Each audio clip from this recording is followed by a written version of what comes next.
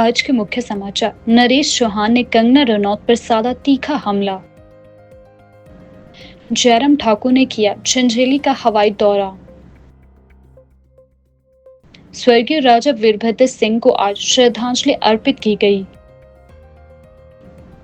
विद्या भारती की राष्ट्रीय और प्रदेश स्तर पर शिक्षा में विशेष भूमिका। बिंदल ने कहा, कांग्रेस सरकार राहत कार्यों को धीमी गति से अंजाम दे रही। ठियोग में सड़क पर महिला ने दिया बच्चे को जन्म। कंगना को चुनना जनता का दुखद निर्णय, एसएस चोपटा। कर्नल के दस्तावेज पाए गए फर्जी, मामला दर्ज। अब समाचार विस्तार से। मुख्यमंत्री ठाकुर सुखविंदर सिंह सुक्खू की अध्यक्षता में राज्य आपदा प्रबंधन प्राधिकरण की 9वीं बैठक के दौरान उनके प्रधान मीडिया सलाहकार नरेश चौहान ने भाजपा सांसद व अभिनेत्री कंगना रनौत की हालिया बयानबाजी पर तीखी आलोचना की है। उन्होंने कहा कि यह समय सुर्खियां बटोरने का नहीं है। चौहान ने कहा कि ये हालात संवेदनशीलता की मांग करते हैं, न कि मीडिया कैमरे के लिए पोज देने के लिए। उन्होंने कहा कि अगर उन्हें हिमाचल की इस अभूतपूर्व आपदा में वास्तविक मदद करनी है तो केंद्र से पैसा लेकर यहाँ लाए और लोगों की सेवा में लगाए। उन्होंने कंगना रनौत से आग्रह किया है कि वे केंद्र सरकार के पास जाकर आए और हिमाचल के लिए धनराशि लेकर आए। नरेश चौहान ने कहा कि अब तक हिमाचल को 700 करोड़ का नुकसान हो चुका है और राज्य सरकार इसे ठीक करने की कोशिश कर रही है। केवल मात्र ऐसा हुआ, कंगना जी टाइम से नहीं पहुंच पाई। वो ट्रोल हो रही थी सोशल मीडिया पे और पूर्व मुख्यमंत्री जयराम ठाकुर जी भी ढूंढ रहे थे और मंडी की जनता भी ढूंढ रही थी उनको। अब उन्होंने कुछ ना कुछ तो बोलना है कि आप कहाँ हैं। बस ये दुर्भाग्य मंडी के लोगों का है कि जिसमें उनका नुमाइंदा ढूंढना पड़ता है। जब उनके साथ होना चाहिए उनका रिप्रेजेंटेटिव, तो वो ढूंढ के करना पड़ता है। आप लोग बड़ी मदद करते हैं मीडिया वाले, तो उनको भी कहीं से मिल जाती है खबर, वो आ गई, अच्छी बात है। उनको लोगों की मदद करनी चाहिए जो लोग इस वक्त मुश्किलात में। ये एक ऐसी बयानबाजी जिसका कोई आधार नहीं है, ये केवल सुर्खियों के लिए या खबर के लिए है। वास्तविकता ये है कि आप इतनी बड़ी सेलिब्रिटीज हैं और रूलिंग पार्टी की मेंबर ऑफ पार्लियामेंट हैं। आपके पास अपना 2 करोड़ रुपया हर साल आता है या 5 करोड़ है मेरे ख्याल एमपी लेट का। आपने कोई घोषणा नहीं की। आप सिर्फ मीडिया में सुर्खियां बनाने का ये समय नहीं है। ये समय मिलके उन लोगों को मदद करने का है जहां पर ये नुकसान हुआ है। आप मेहरबानी करके, मेरी आपसे अपील है कि आप कुछ तो दिलाइए भारत सरकार को। आपको हम 1-1 रुपए का हिसाब दे देंगे।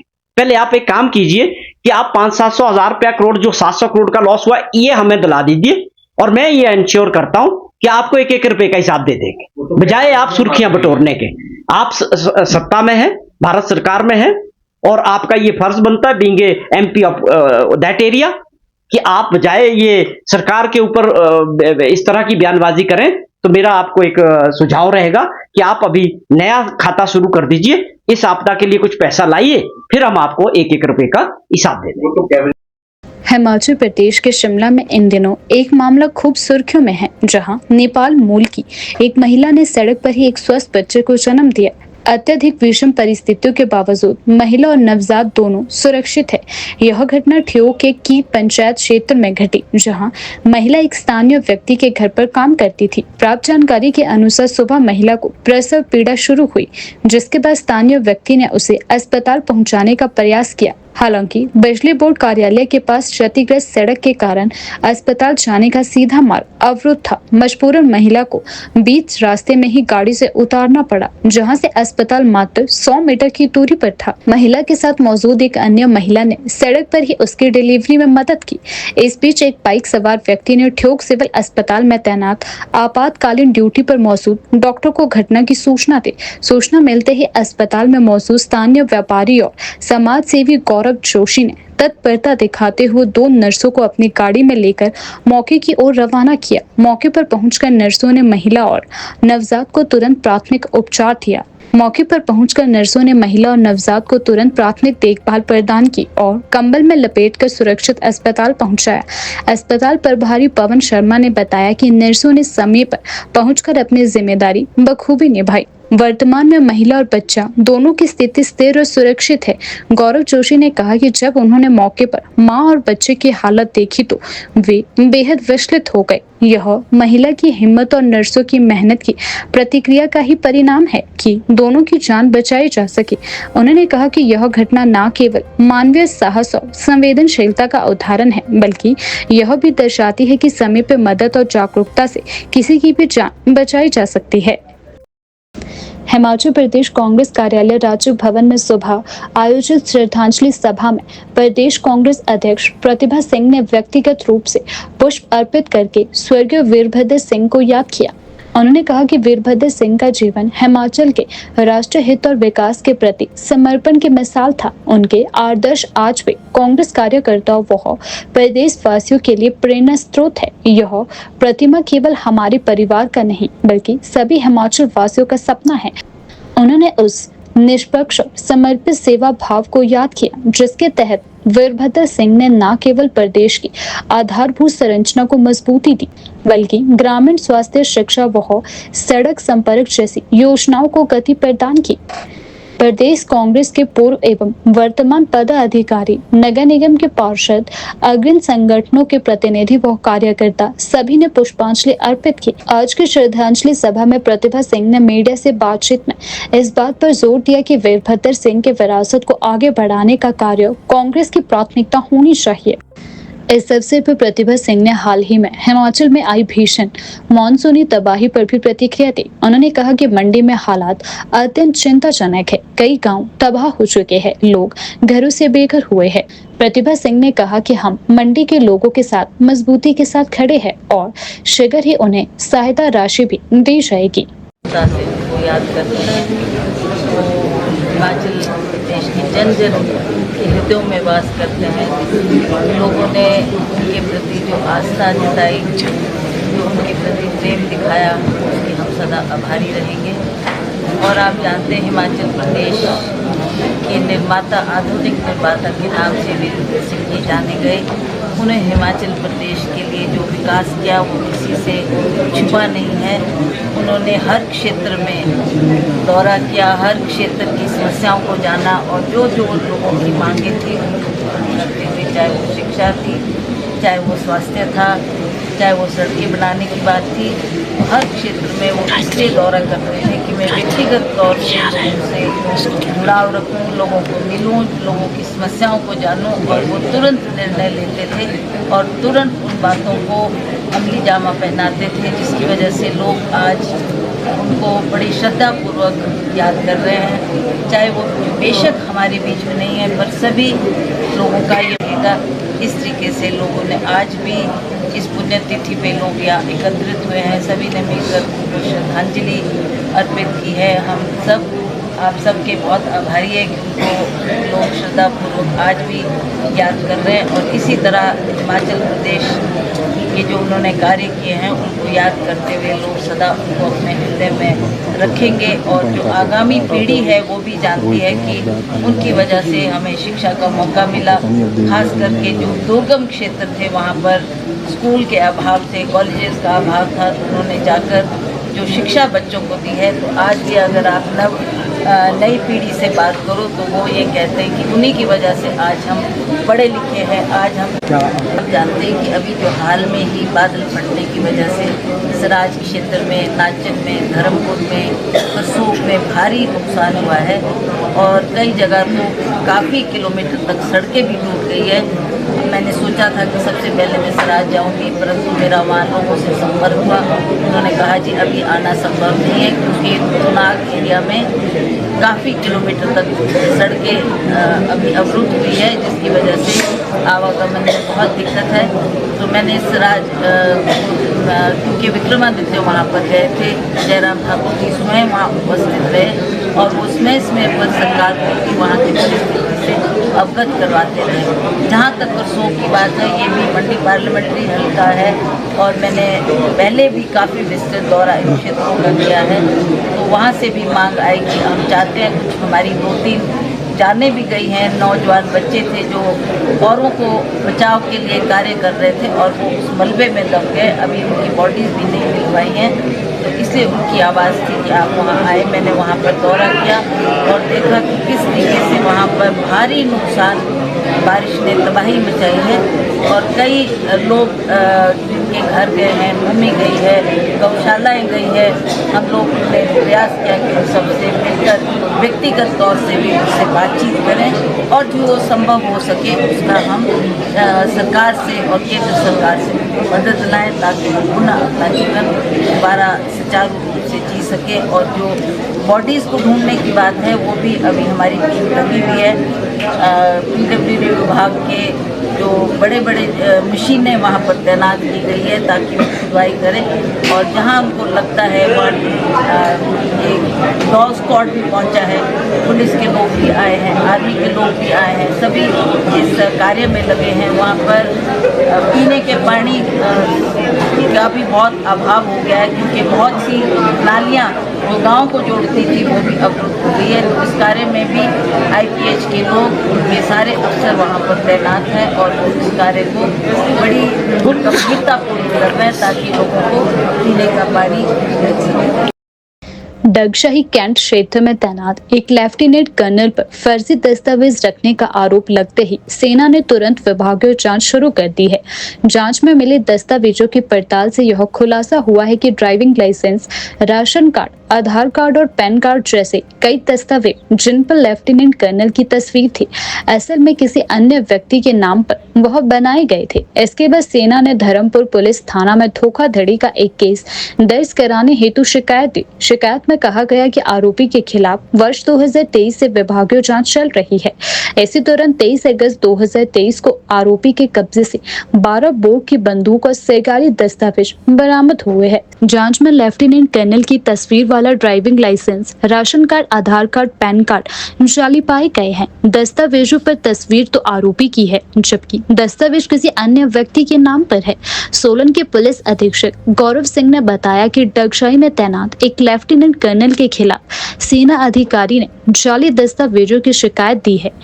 इसके आधार पर पुलिस ने आरोपी पर धोखाधड़ी का मामला दर्ज कर लिया है। जांच होने के बाद ही पता चल पाएगा कि आरोपी ने किस मकसद से यह किया है।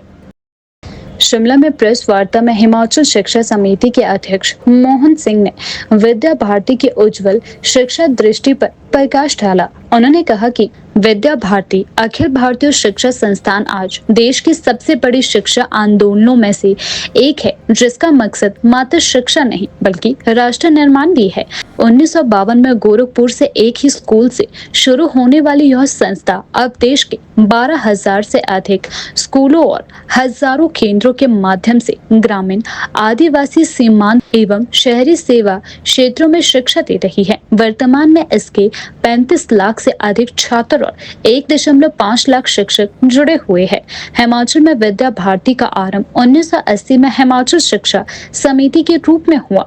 वर्तमान में यहाँ 186 स्कूल संचालित हो रहे हैं, जिनमें से अधिकांश ग्रामीण, आदिवासी और दुर्गम क्षेत्रों जैसे चंबा, लाहौल स्पीति में स्थित है। कुल 2.4 लाख से अधिक छात्र और लगभग 2000 शिक्षक कार्यरत है। इसी विषय को लेकर आज शिमला में एक प्रेस कॉन्फ्रेंस आयोजित की गई। आप सब जानते हैं कि हम शिक्षा के क्षेत्र में काम करने वाली संस्था है और शिक्षा एक उद्देश्यपूर्ण प्रक्रिया रहे है। शिक्षा किसी भी समाज और राष्ट्र की जो वहाँ का जीवन मूल्य हैं, जो वहाँ की संस्कृति है, वहाँ की आवश्यकताएं हैं, वहाँ की अभिलाषाएं हैं, उस पर आधारित होती है। और हम भारत में तो प्राचीन काल से ही शिक्षा क्षेत्र में भारत का नाम अग्रणी रहा है और विश्व गुरु का स्थान भी भारत को प्राप्त हुआ है। और बीच के कालखंड में शिक्षा कैसी विद्यार्थियों को मिलनी चाहिए देश के अंदर, उसमें जो भारत की प्राचीन पद्धति शिक्षा देने की थी उसमें कुछ परिवर्तन भी आए, उसमें न्यूनता भी आई, उसमें बदल आया। परंतु हमारे शिक्षाविद, हमारे मनीषियों ने, हमारे राष्ट्रभक्त थे, उन्होंने देश में शिक्षा कैसी होनी चाहिए, उसका आधार भारतीयता होना चाहिए, इस प्रकार का विचार और चिंतन निरंतर चलता रहा। और स्वतंत्रता का आंदोलन की बात हम करें, उस समय भी इस प्रकार का विचार हमारे शिक्षाविदों के द्वारा निरंतर चलाया गया और उसका के प्रयास भी रहे हैं। और उसी विचार को आगे बढ़ाते हुए विद्या भारती जो अखिल भारतीय शिक्षा संस्थान है और जो देश का शैक्षिक क्षेत्र का एक सबसे बड़ा आंदोलन हम इसको मानते हैं, उसके तत्वाधान में 1952 में गोरखपुर उत्तर प्रदेश में पहला विद्यालय विद्या भारती के द्वारा स्थापित किया गया, जिसमें विद्या भारती जो भारतीयता के आधार पर शिक्षा देने की जो बात थी उसको आगे बढ़ाने के लिए वो यात्रा वहां से शुरू होकर के आज पूरे देश के अंदर अगर हम उसका विस्तार की दृष्टि से कहें, भौगोलिक विस्तार की दृष्टि से कहें, आज देश के हर एक प्रांत और जो हमारे केंद्र शासित राज्य है अंडमान निकोबार में भी विद्या भारती के द्वारा विद्यालय संचालित किए जा रहे हैं। और देश के जो 684 जिला, ऐसे सभी जिलों में जो है विद्या भारती किसी न किसी रूप में कार्य कर रही है, विद्यालय संचालित कर रही है। तो ये भौगोलिक विस्तार, और उसमें भी सबसे अच्छी बात यह है कि विद्या भारती का प्रयास है कि जो दूरस्थ क्षेत्र है, हमारे सीमांत क्षेत्र है, अन्य देशों के साथ जो हमारी सीमाएं हैं, वहां पर भी बालकों को शिक्षा की व्यवस्था होती रहे, उस तरह से निरंतर ऐसा प्रयास करती है। और देश के अंदर आज विद्या भारती के द्वारा संचालित जो शिक्षा संस्थान है, जिसको औपचारिक शिक्षा संस्थान कहते हैं, वो आज 12,118 ऐसे शिक्षा संस्थान पूरे देश के अंदर संचालित किए जा रहे हैं। और उसके अतिरिक्त ये तो औपचारिक जो शिक्षा केंद्र है, जिनको हम विद्यालय बोलते हैं, ऐसे हैं। उसके अतिरिक्त जो 13,000 ऐसे केंद्र है जिनको हम संस्कार केंद्र के नाम से कहते हैं, या हमारे जो हमारे एकल विद्यालय है, उन ऐसा कह करके सभी क्षेत्रों में जहां पर आज पहुंच नहीं है शिक्षा की, उन क्षेत्रों में भी बालकों को शिक्षा देने का, संस्कार देने का काम विद्या भारती के द्वारा किया जा रहा है। तो इस प्रकार से 12,000 औपचारिक शिक्षा केंद्र और 13,000 के आसपास जो हमारे अनौपचारिक शिक्षा केंद्र है, 25,000 ऐसे शिक्षा केंद्र विद्या भारती के द्वारा पूरे देश के अंदर संचालित किए जा रहे हैं। हिमाचल प्रदेश कांग्रेस के भूतपूर्व नेता एस चोपटा ने हिमदर्शन से विशेष बातचीत में प्रदेश की मौजूदा सरकार और भाजपा सांसद कंगना रनौत को लेकर तीखी प्रतिक्रिया दी है। उन्होंने मुख्यमंत्री सुखविंदर सिंह सुक्खू द्वारा प्रदेश में हालिया आपदा के दौरान लिए गए फैसलों की सराहना की और कहा कि मुख्यमंत्री ने व्यक्तिगत रूप से हवाई निरीक्षण कर आपदा प्रभावित क्षेत्रों की स्थिति का जायजा लिया है। एस चोपटा ने कहा कि मुख्यमंत्री सुक्खू के नेतृत्व में सरकार ने आपदा के समय न केवल राहत कार्यों को तेज किया, बल्कि भविष्य की योजनाओं पर भी काम शुरू कर दिया है। साथ ही उन्होंने कहा कि टूरिज्म को पुनर्जीवित करने की दिशा में एस्ट्रो टूरिज्म की शुरुआत एक दूरदर्शी कदम है, जो हिमाचल की अर्थव्यवस्था को नई दिशा देगा। उन्होंने भाजपा की मंडी सांसद कंगना रनौत के हालिया बयानों पर कटाक्ष करते हुए कहा कि जनता का उन्हें चुनना एक दुखद निर्णय रहा।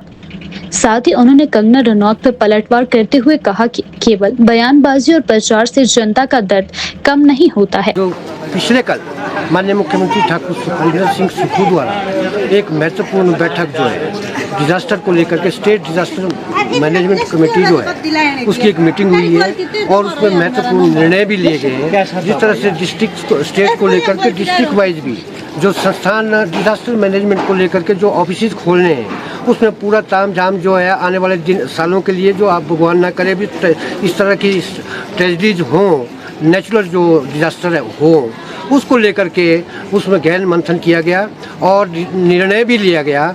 जैसे एस्ट्रो टूरिज्म को लेकर के लाहौल स्पीति के क्षेत्र के लिए उन्होंने एक महत्वपूर्ण निर्णय लिया और ऐतिहासिक है। नॉर्दर्न इंडिया में तो है ही, हिंदुस्तान का मुझे आइडिया अभी नहीं है, लेकिन नॉर्दर्न इंडिया में ये पहला एक उन्होंने निर्णय लिया है जो कि ऐतिहासिक है।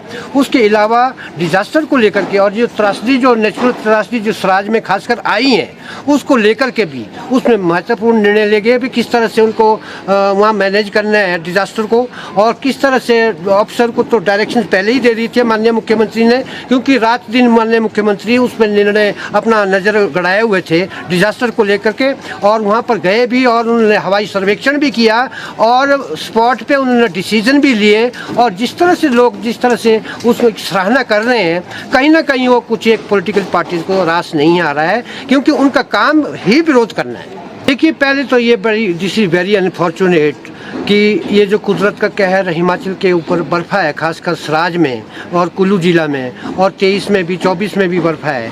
और इसके जो लॉन्ग टर्म स्ट्रेटजी के लिए इसके लिए जैसे डिज़ास्टर मैनेजमेंट जो कमेटी थी पिछले कल स्टेट लेवल की, माननीय मुख्यमंत्री ने इसमें भी निर्णय लिए कि भी इसके ऊपर सर्च की जाएगी कि भी क्यों होता है, ये बादल क्यों फटते हैं। ये भी एक निर्णय था, मैं बताना भूल गया था। और जिस तरह से ये हर एक साल जो है इस तरह की बादल फट रहे हैं, इसके ऊपर उनके रिसर्च की जाए कि भी क्यों होते हैं, ताकि उस हिसाब से जो सरकार अपने जो मैनेजमेंट है आगे का करें। और जिस तरह से आपने पूछा कि भी कंगना रनौत जी आई हैं, एक तो वो बहुत लेट आई हैं और जब आई तो अनाप शनाप कह गई। तो मैं तो बड़ा दुर्भाग्यपूर्ण मानता हूँ कि भी मंडी की जनता ने इस तरह का जो वोट दे करके ऐसी एमपी को चुना है। अब उनकी मर्जी है क्यों चुना क्यों नहीं चुना, आज वो सारा पता उनको चल रहा है, किस तरह की वो लैंग्वेज यूज़ करती हैं और किस तरह का उनका बिहेवियर जो रहा है डिज़ास्टर को लेकर के। प्रदेश सरकार को वो पहले कोसती हैं और अपना जो दिल्ली से जो जब आई हैं तो कम से कम अब वो बोलती भी कैबिनेट रैंक मेरे पास नहीं है और दूसरी फैसिलिटीज़ मेरे पास नहीं है। अरे आपको एमपी बनाया मोहतरमा, आपके पास एमपी फंड का 25 करोड़ होता है 5 साल का, उसमें से आप कुछ पैसे दे नहीं सकती थी स्पॉट पे? क्या उसके लिए कैबिनेट की जरूरत है?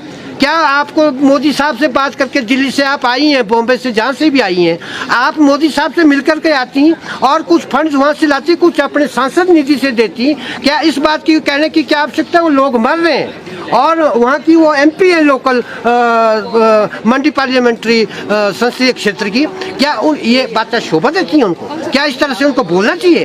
Very unfortunate on the part of miss Kangana Ranaut कि उनको इस तरह का बिहेव, उन्होंने जिस तरह से वहाँ पर प्लीड किया है। और जयराम जी का भी छोटा सा मुंह हो गया था और वो भी सच है कि भी मैडम क्या कह रही हैं। तो मैं कहता हूँ कि ये बड़ा दुर्भाग्यपूर्ण बात है मंडी पार्लियामेंट्री क्षेत्र के लिए कि इस तरह की एमपी जो इस तरह का बिहेवियर करती हैं। तो अब बजाय उसके वो बोलने के वहाँ पर स्पॉट पे राशन लेके आती, पैसे लेकर के आती, सांसद निधि से ही देती। कहाँ खर्च कर रही हैं वो बताइए आप इतना पैसा? ये बात किसकी जनता पूछेगी? आने वाले दिनों में तो पूछेगी। मैं तो ये बोलता हूँ कि भी उनको तो वो उस पद के लायक नहीं है। आपदा प्रभावित विधानसभा क्षेत्र का दौरा करने के बाद भाजपा प्रदेश अध्यक्ष डॉक्टर राजीव बिंदल ने कहा कि भाजपा उन परिवारों के साथ खड़ी है जिन्होंने अपने घर टूटते हुए देखे हैं। उन्होंने मंडी में राहत और आपूर्ति की स्थिति के बारे में जानकारी दी। डॉक्टर राजीव बिंदल ने कांग्रेस सरकार पर राहत कार्यों में सुस्ती का आरोप लगाया है। उन्होंने कहा कि हम भाजपा के कार्यकर्ता मंडी के प्रभावित परिवारों के साथ हैं और हर संभव सहायता दे रही है। उन्होंने कहा कि प्रभावित परिवारों को राशन, कंबल, बर्तन इत्यादि दिए जा रहे हैं। डॉक्टर बिंदल ने दावा किया है कि मंडी में राशन का स्टॉक पूरा है और भाजपा इसे तेजी से वितरित कर रही है। उन्होंने आगे कहा कि पूर्व मुख्यमंत्री जयराम ठाकुर सबसे पहले मंडी पहुंचे, वह घायलों से मिले और हर संभव सहायता का उनके द्वारा आश्वासन भी दिया गया। साथ ही डॉक्टर राजीव बिंदल ने कांग्रेस सरकार पर तीखा हमला बोला है। साथ ही डॉक्टर राजीव बिंदल ने कहा कि ट्रकों में कंबल, बर्तन और रसोई का सामान भेजकर प्रभावितों के रोजमर्रा के कामों में सहयोग सुनिश्चित किया जा रहा है। डॉक्टर राजीव बिंदल ने कहा कि भाजपा राजनीति से ऊपर उठकर आपदा प्रभावितों की मदद में जुटी हुई है। ये जो त्रासदी है मंडी जिला के अंदर, इसका सर्वाधिक प्रभाव रहा मंडी जिला के करसोग विधानसभा क्षेत्र, नाचन विधानसभा क्षेत्र और धर्मपुर विधानसभा क्षेत्र में कुछ क्षेत्रों में लोकलाइज्ड इम्पैक्ट हुआ और सराज विधानसभा क्षेत्र में पूरे सराज विधानसभा क्षेत्र इससे प्रभावित हुआ। बहुत बड़ी मात्रा में जान माल की हानि हुई है।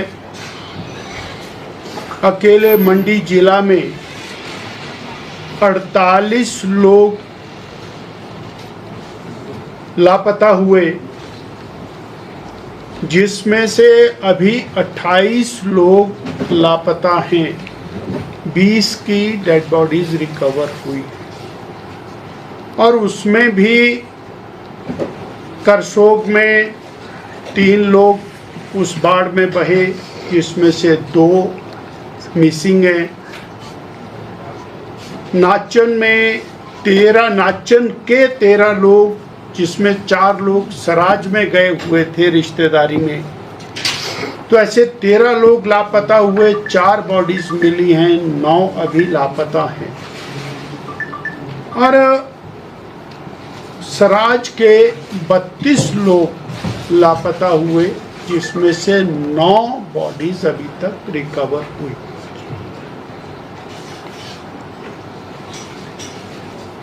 लगभग 1000 मकानों का नुकसान हुआ है, जिसमें ये कहा जा सकता है कि 300 से लेके 500 मकान पूरी तरह डैमेज्ड हैं, यानी समाप्त हो गए हैं, और 500 से ऊपर मकान ऐसे हैं जो पार्शली डैमेज्ड हैं, और 200 के लगभग मकान जमीन के साथ ही चले गए। यानी ये कहा जाए कि जमीन भी जमींदोज हो गई, जमीन भी जमींदोज।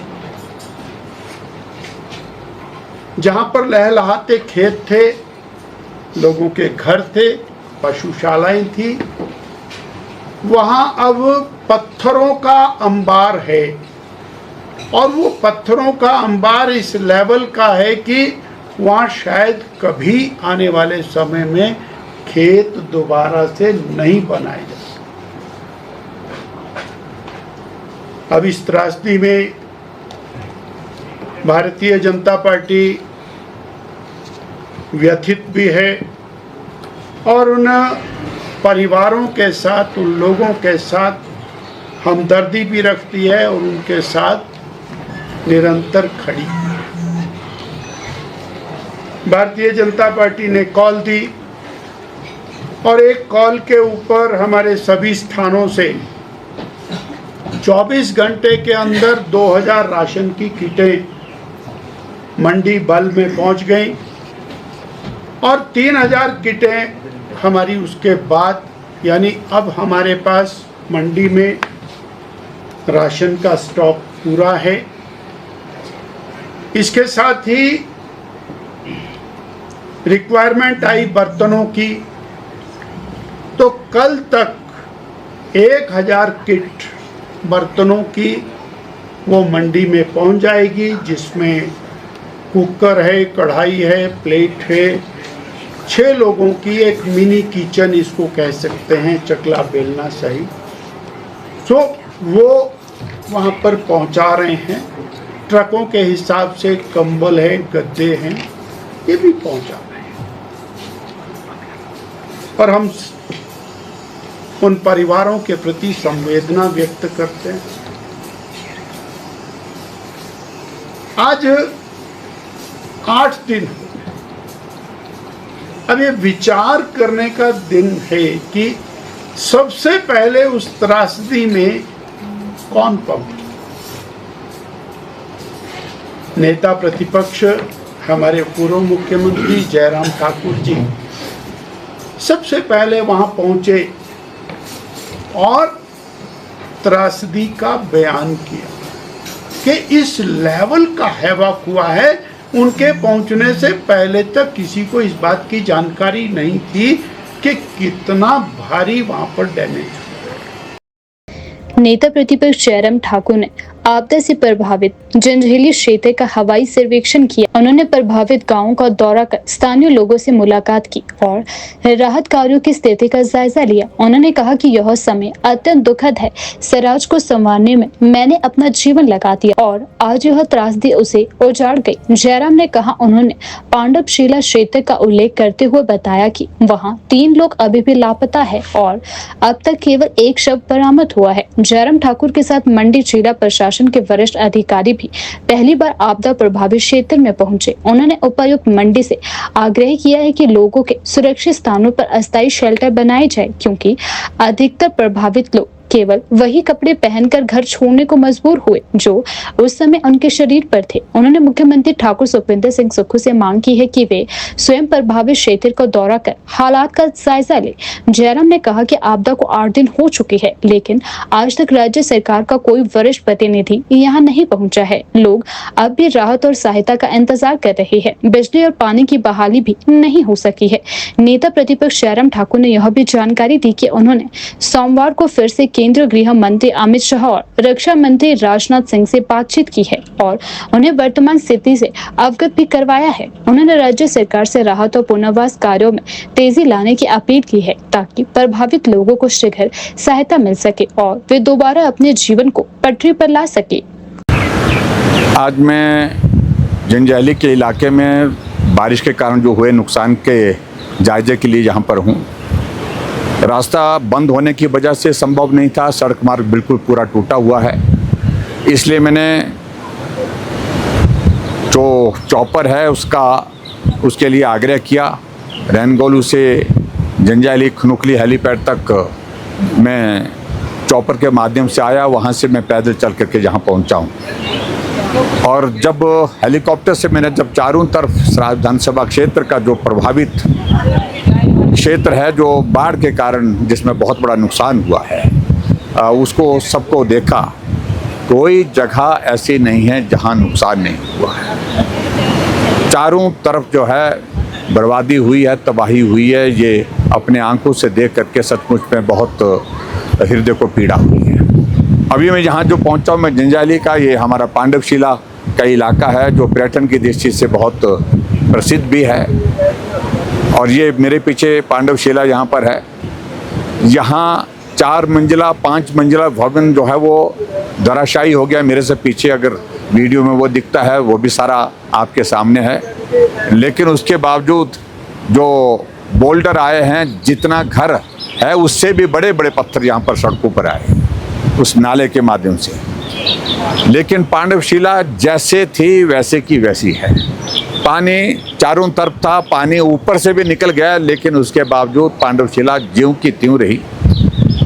और अभी भी लोग आकर के पांडवशिला के इस स्थान पे आकर के इस आश्चर्यजनक स्थिति को, हालात को देखने के लिए जो है बहुत उत्सुक है कि ये पांडवशिला से बड़ी बड़ी शिलाएं यहाँ से बह करके चले गए, लेकिन उसके बावजूद ये शिला ज्यों की त्यों वहाँ पर खड़ी है। लेकिन कुल मिलाकर के मुझे इस बात को लेकर के इतना ही कहना है कि प्रशासन भी आज मेरे साथ रहा। डिप्टी कमिश्नर, एसपी और एसडीएम यहाँ जंजैहली के इस दौरे में हमने बोंगराल चौक पंचायत, जंजैहली पंचायत, भीमतारू पंचायत और उसके बाद हमारी ये धार जरोल पंचायत, ये सारी कुथा का इलाका, कुथा जो हमारा पड़ता है, तुंगाधार जो हमारी पंचायत पड़ती है उसके अंतर्गत पड़ता है। भारी तबाही हुई है, लेकिन सिर्फ इतना है कि बहुत जगह बहुत बड़ा नुकसान होने के बावजूद जिंदगियां बच गई थी। लेकिन इस जगह जहां मैं खड़ा हूं, यहाँ नुकसान होते होते जिंदगियां भी चले गई। 3 लोग जो है यहाँ बह करके चले गए हैं। एक की डेड बॉडी रिकवर हुई, लेकिन अभी तक 2 लोगों की डेड बॉडी अभी तक भी रिकवर नहीं हुई। अभी यहाँ से हम पैदल चल करके लंबा थाज पहुँचेंगे। लंबा थाज तक सड़क है और यहाँ का लगभग हमारा सफ़र 8-9 किलोमीटर का भी पैदल बाकी है। उस सफ़र 9 किलोमीटर के लगभग हम पूरा करेंगे और उसके पश्चात फिर हम आगे जो है वो सड़क मार्ग के माध्यम से थुनाक जाने की स्थिति में हो पाएंगे। सबसे ज़्यादा कठिनाई मैं यहाँ पर देख रहा हूँ कि जो लोग जिनका घर चले गए या असुरक्षित हो गए, ठहरने की व्यवस्था के लिए मैंने डिप्टी कमिश्नर के साथ बातचीत की है कि उनके लिए ठहरने की व्यवस्था उचित करें। रेंटेड अकोमोडेशन जहां मिलती है किराए पर रहने की व्यवस्था करें।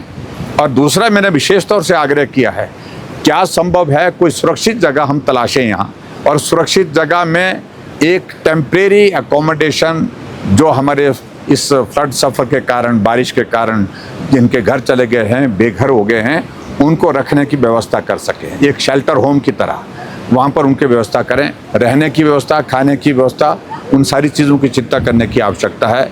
मैं देख रहा हूँ कि बहुत सारे लोग ऐसे हैं कि सब कुछ जो घर में था वहीं छूट गया, घर चला गया, अपने जो कपड़े शरीर में पहने थे उन्हीं कपड़ों के साथ यहाँ बाहर निकल पाए हैं। मैं सिर्फ इतना स्टेट गवर्नमेंट की ओर से मैं इतना ज़रूर निवेदन करना चाहूँगा स्टेट गवर्नमेंट के साथ कि इस त्रासदी को गंभीरता से ले, मुख्यमंत्री आएँ, यहाँ इन सभी इलाकों का दौरा करें और प्रभावित लोगों के लिए इस संकट की घड़ी में मदद के जो भी रास्ते खोल सकते हैं उन रास्तों को खोलने की कोशिश करें।